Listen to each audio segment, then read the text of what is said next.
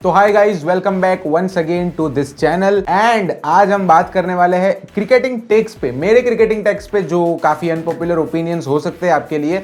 जो लोग क्रिकेट देखते हैं वो थोड़ा सा रिलेट कर पाएंगे मेरे ओपिनियन से, लेकिन जो लोग क्रिकेट नहीं देखते हैं वो लोग कमेंट कर देना कि कैसे रहे मेरे ओपिनियन। वैसे ये ओपिनियन नहीं, फैक्ट्स है, लेकिन फैक्ट्स ये एक चीज अलग है। मेरे को ऐसा लगता है कि फैक्ट्स जब ओपिनियंस के साथ मैच करते हैं तो एक अलग ही पर्सपेक्टिव बनता है। आज उस पर्सपेक्टिव से हम बात करने वाले हैं इस वीडियो पे। Let's get started with my top 7 unpopular cricket opinions. मेरा सबसे पहला ओपिनियन ये रहेगा कि Sourav Ganguly is the best Indian captain ever. MS Dhoni की कैप्टनसी के अंडर इंडिया ने सारे पॉसिबल ICC टूर्नामेंट्स जीते, पर अकॉर्डिंग टू मी सौरव दादा वाज द वन जिनकी वजह से ये हो पाया। साल 2000 की बात है, जब क्रिकेट काफी ज्यादा डिक्लाइन हो रहा था बिकॉज ऑफ मोहम्मद अजहरुद्दीन। उनकी फिक्सिंग का स्कैंडल हमें पता चला था। सचिन तेंदुलकर से कैप्टनसी का जो प्रेशर था वो हैंडल नहीं हो पा रहा था। लोगों को पता चला कि मोहम्मद अजहरुद्दीन का कुछ फिक्सिंग स्कैंडल है and people are starting pissed off by this.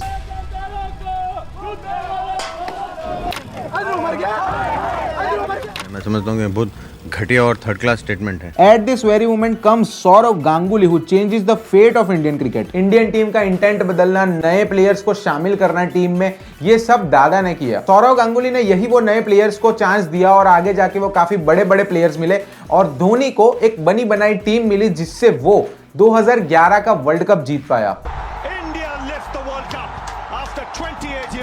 So according to me, मेरे पर्सपेक्टिव से Sourav Ganguly is the best Indian captain ever. Topic number 2, Rishabh Pant है सरपास्ड MS धोनी।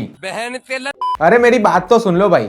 ऐसा है कि ऋषभ पंत ने ओवरऑल धोनी को सरपास नहीं किया है, बट टेस्ट क्रिकेट में हम बोल सकते हैं कि धोनी ने इतना अच्छा आउट परफॉर्म नहीं किया जितना अच्छा ऋषभ पंत कर चुका है। Pant has more iconic moments and crucial knocks compared to MS Dhoni, जो पंत को धोनी से आगे जाने में मदद करता है। एंड मेरे को ऐसा लगता है कि पंत ऐसे ही अगर फ्लो में चलता रहा, ऐसे ही कंसिस्टेंसी में चलता रहा, तो शायद एडम गिलक्रिस्ट को भी पीछे छोड़ सकता है। ओपिनियन नंबर 3, AB डिविलियर्स जो हमारे मिस्टर 360 है हमारे इंडियन फैंस के लिए, was not a big match player. हाँ, अगर RCB फैंस को यह सुनकर बुरा लग रहा है, हाँ मतलब तुम लोग वहां रो सकते हो। AB de Villiers has been the biggest choker when it came to performing during knockout matches. मुझे कोई एक AB की इनिंग्स याद दिला दो जो उसने नॉकआउट मैचेस में खेली हो, except that 79 runs against Gujarat Lions in IPL। Opinion number 4, international cricket is not as competitive as it used to be. मतलब जैसा इंटरनेशनल क्रिकेट पहले कंपेटिटिव हुआ करता था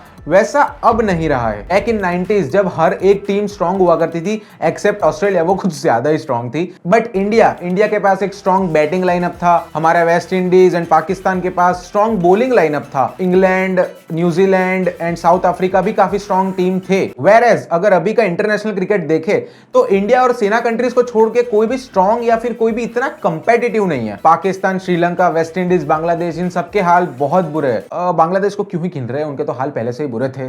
opinion number 5, Shane Warne is better bowler than Muttiah Muralitharan. अगर सिर्फ stats देखे then Muraleedharan के पास एक बहुत क्लियर लीड है with 800 wickets in 133 test. He is the highest wicket taker in the history of test cricket.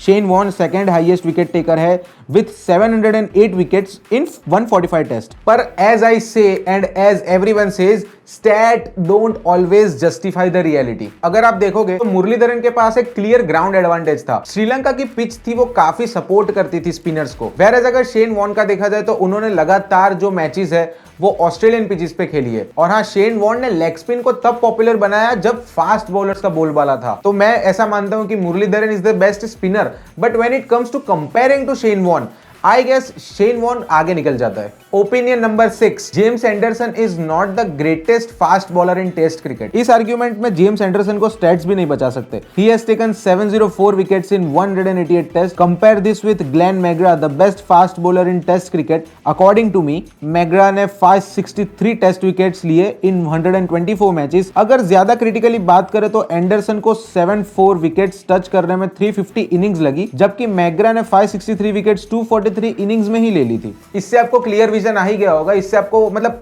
फर्क पता चल ही गया होगा। Plus McGrath was considered whenever he played, unlike Anderson जिसके इंडियन पिचेस पे स्टैट्स इतने इंप्रेसिव नहीं है। The most controversial opinion according to me, ये भी मतलब अकॉर्डिंग टू मी है, opinion number 7, Sachin Tendulkar will remain the greatest cricketer ever even if Kohli surpasses him. मेरे इस ओपिनियन से खुद कोहली भी अग्री करेगा, बट उसके फैंस अग्री नहीं करेंगे। आरसीबी फैंस की बात नहीं कर रहा हूं, कोहली के फैंस की बात कर रहा हूं। What an interesting time to watch cricket. एक तरफ कोहली ओडीआई में सचिन के रिकॉर्ड्स को चैलेंज कर रहा है और दूसरी तरफ जो रूट टेस्ट में सचिन के रिकॉर्ड्स के करीब आ रहा है। There are countless reasons, the quality of bowling with Sachin faced, challenging pitches, लंबी boundaries, absence of proper review systems and much more. पर एक इंपॉर्टेंट बात जरूर है, Kohli is on the verge of breaking Tendulkar's ODI record, पर टेस्ट में कोहली सचिन के आसपास भी नहीं है। On the other hand Root test में रिकॉर्ड तोड़ सकता है, पर ओडीआईज में वो सचिन के बहुत पीछे है। And that is the greatness of Sachin Tendulkar.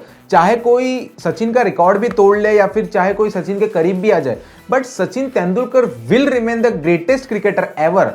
इसीलिए उसको गॉड ऑफ क्रिकेट बोलते हैं। मतलब ये ऐसा हो गया कि you can be great, you can be greatest, but you can't be Sachin Tendulkar. देखो at the end of the video मैं ये बोलना चाहूंगा कि ओपिनियंस एक पर्सपेक्टिव होता है जो ट्रू या फॉल्स मतलब या सही के गलत के बेस पे नहीं चलता है। वो बस एक मेरा देखने का जरिया है, वो मेरा एक पॉइंट ऑफ व्यू है जो मैं आपको बता रहा हूँ। पर्सपेक्टिव मैटर करता है, सोच मैटर करती है, जिसके बेसिस पे ओपिनियंस बनते हैं। जो लोग मेरा ओपिनियंस को अग्री करते हैं, मतलब मानते हैं उस चीज को, तो वेल एंड गुड है गाइस, कॉन्ग्रेचुलेशंस। एंड जो लोग नहीं करते, well it's an opinion ultimately, मतलब इससे कुछ हो नहीं जाने वाला है। ये आफ्टर ऑल एक ओपिनियन ही रहने वाला है। ये मेरा एक देखने का पर्सपेक्टिव है, ये मेरा एक पॉइंट ऑफ व्यू है जो मैंने आपको बताया। तो यस, अगर आपको वीडियो अच्छा लगा हो तो प्लीज सब्सक्राइब करना। और मैं देख रहा हूं कि यार वीडियोस में पोस्ट कर रहा हूं रेगुलरली, बट सब्सक्राइब नहीं हो रहा है। देख रहे हैं लोग बट सब्सक्राइब नहीं कर रहे।